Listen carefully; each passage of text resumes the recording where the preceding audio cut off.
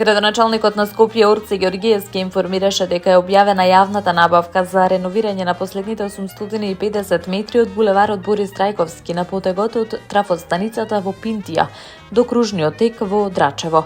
Според најавите, по завршувањето на законските процедури, градежните активности се очекува да започнат во рокот околу 40 дена, додека рокот за целосна реализација на проектот е предвиден до крајот на календарската година. Ѓоргиевски истакна дека станува збор за еден од најважните капитални проекти, нагласувајќи дека овој дел од булеварот со години представувал символ на застој, сообраќајни проблеми, прашина, оштетени возила и изгубено време за граѓаните.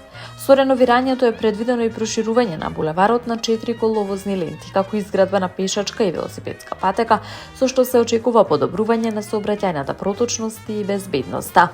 Од општина Киселаво да упати апел до граѓаните за трпеливост и разбирање за време на градежните активности што следуваат.